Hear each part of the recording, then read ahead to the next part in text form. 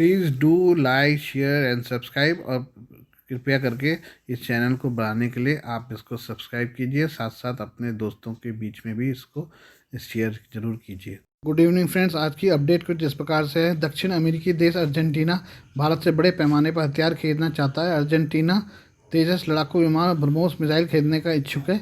पिछले महीने भारत की यात्रा पर आए अर्जेंटीना के रक्षा मंत्री जॉर्ज एनरिक तायाना ने तेजस और ब्रह्मोस फैसिलिटी का दौरा किया था। भारत में अर्जेंटीना के राजदूत ह्यूगो जेवियर गोबी ने भी अपने देश की इच्छा की पुष्टि की है। उन्होंने कहा कि अर्जेंटीना भारत से लड़ाकू विमान, सैन्य हेलीकॉप्टर और ब्रह्मोस मिसाइलों को खरीदने का इच्छुक है, जिसके प्रस्ताव पर बातचीत जारी है। एबीपी न्यूज़ की रिपोर्ट के मुताबिक गोबी ने कहा है कि भारत और अर्जेंटीना के बीच द्विपक्षीय संबंध 2019 में रणनीतिक साझेदार तक बढ़ चुके थे। तब से दोनों पक्ष रक्षा और सुरक्षा साझेदारियों को बढ़ाने की दिशा में काम कर रहे हैं। इसी के तहत अर्जेंटीना ने पहली बार भारत के स्वदेशी तेजस लड़ाकू विमान को खरीदने में भी रुचि दिखाई है। गोबी ने आगे कहा कि अर्जेंटीना की वायुसेना के ध्यान में तेजस हवाई जहाज है। भारत और अर्जेंटीना के बीच तेजस की खरीदारी में बातचीत आगे बढ़ रही है। हमने हेलीकॉप्टर के रखरखाव को लेकर एचएएल से समझौता किया है। इस साल की शुरुआत में अर्जेंटीना की वायुसेना ने तेजस लड़ाकू विमानों के आकलन और मूल्यांकन के लिए पायलटों को और विशेषज्ञों की एक टीम भारत भेजी थी। अर्जेंटीना के पायलटों ने इस विमान को भी उड़ाया था। राजदूत ने आगे कहा कि टीम इस क्षेत्र में भारत की औद्योगिक और तकनीकी क्षमता से बेहद प्रभावित थी। हालांकि उन्होंने कहा कि इस डील के फाइनल न होने में ब्रिटेन के लगे पुर्जे रोड़ा है। यही बात भारत आए अर्जेंटीना के रक्षा मंत्री ने भी कही थी। भारत की कंपनी हिंदुस्तान एरोनॉटिक लिमिटेड ने तेजस विमान को बनाया है, लेकिन इसमें कई देशों के पुर्जे लगे हैं। इसमें ब्रिटिश पुर्जे लगे हैं, जिसे हटाने की मांग अर्जेंटीना कर रहा है। भारत भी इसके लिए तैयार है, लेकिन एक बार 16 विमानों की डील होने के बाद ही जरूरी बदलाव किए जाएंगे। उन्होंने आगे कहा कि अर्जेंटीना भारत को सैन्य अड्डे के विकास के लिए जरूरी उपकरण खरीदने का नया भागीदार और स्रोत के तौर पर देख रहा है, इसलिए रक्षा उद्योग में सहयोग पर बहुत चर्चा है। आइए हम रेयर अर्थ मटेरियल के बारे में बात करें। अमेरिका समेत दुनिया भर को रेयर अर्थ को लेकर ब्लैकमेल करने में जुटे चीन को बड़ा झटका लगा है। अमेरिका ने चीन के पड़ोसी देश मंगोलिया के साथ बड़ी डील की है। अमेरिका अब मंगोलिया से बड़े पैमाने पर रेयर अर्थ धातुएं खरीदेगा, जिसे आज के दौर में नया सोना कहा जा रहा है। चीन इस समय दुनिया का सबसे बड़ा रेयर अर्थ का निर्यातक देश है। चीन ने पिछले साल 2,10,000 टन रेयर अर्थ पैदा किया था। चीन के पास 44 मिलियन टन रिजर्व भंडार भी है। चीन के बाद वियतनाम का नंबर आता है। वहीं मंगोलिया के पास 31 मिलियन टन रेयर अर्थ भंडार है। अमेरिका और चीन के बीच इस समय टेक वॉर चल रहा है। भविष्य में अगर यह बढ़ता है तो रेयर अर्थ की सप्लाई रुक सकती है।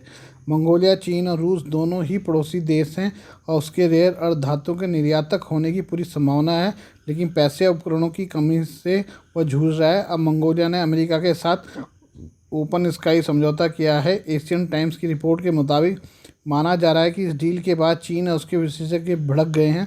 उनका कहना है कि इससे चीन की उस योजना पर पानी फिर गया है, जिसके तहत उसने अमेरिका के तकनीक पर प्रतिबंध लगाने के जवाब में रेयर अर्थ के निर्यात बैन की योजना बनाई थी। अमेरिका के ट्रांसपोर्ट मंत्री और मंगोलिया के ट्रांसपोर्ट मंत्री ने 4 अगस्त को इस समझौते पर हस्ताक्षर किए हैं। इस समझौते का उद्देश्य दोनों देशों के बीच में करीबी संबंध बनाना है। इस ओपन स्काई संधि के तहत साल 1992 में अमेरिका ने अंतर्राष्ट्रीय विमानन मार्केट को 132 विदेशी भागीदारों को उदार बना दिया था। चीन और रूस इस लिस्ट में नहीं है। वहीं मंगोलिया के प्रधानमंत्री ने अमेरिका की यात्रा के दौरान उपराष्ट्रपति कमला हैरिस से मुलाकात की है। मंगोलिया के पीएम ने कहा कि उनका देश अमेरिका के साथ रणनीतिक तीसरे पड़ोसी की भागीदारी को बढ़ाएगा। अमेरिका और मंगोलिया दोनों ही देश अब मंगोलिया के रेयर अर्थ भंडार और महत्वपूर्ण खनिजों के खनन के लिए सहमत हो गए हैं। इन खनिजों की आपूर्ति अमेरिका के टेक इंडस्ट्री के लिए बहुत ज़रूरी है।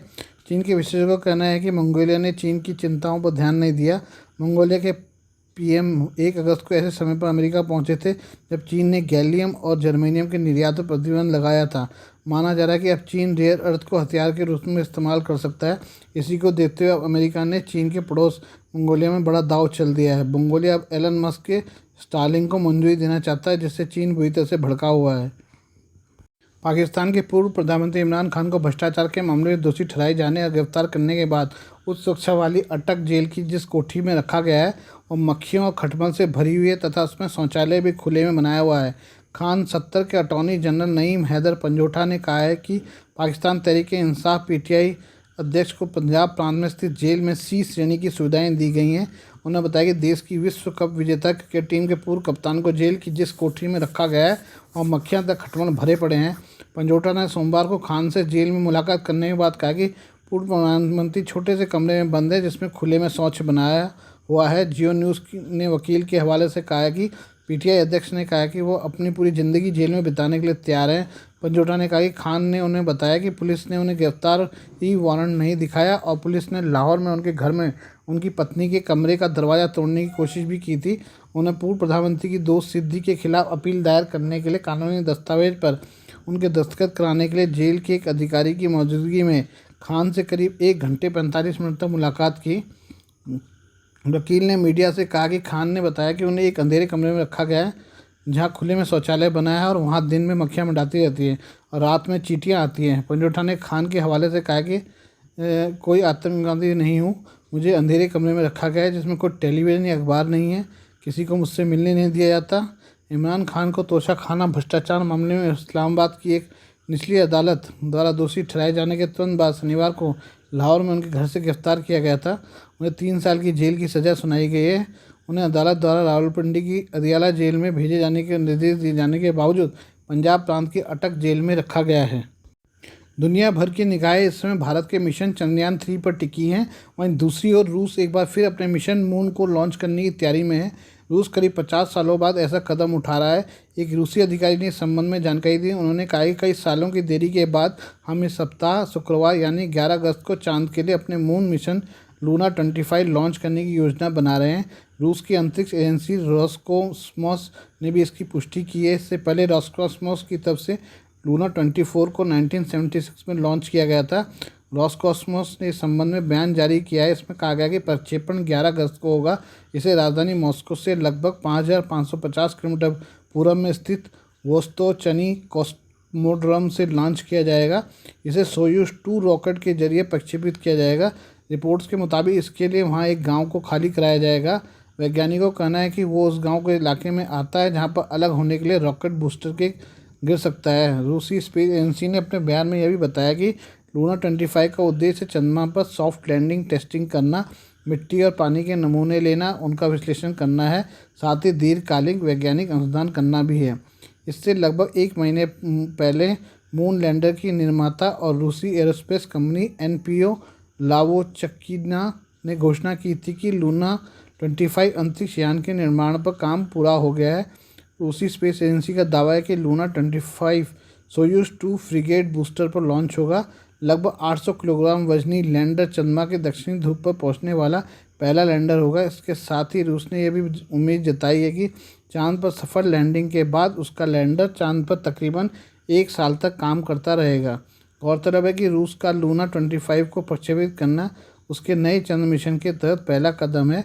रूस का यह कदम ऐसे समय में सामने आया है जब यूक्रेन के साथ युद्ध में है। दोनों देशों के बीच जारी युद्ध को 1 साल से भी ज़्यादा समय हो गया है। दोनों देशों के बीच इस युद्ध के कारण पश्चिमी देशों में तनाव और वे रूस के इस कदम से खासे नाराज हैं। इन देशों की नाराजगी के बीच वह चीन के साथ अंतरिक्ष में सहयोग को बढ़ाने में लगा है। आज के लिए बस इतना ही। बाकी मिलते हैं कल आपसे नई खबरों के साथ। धन्यवाद।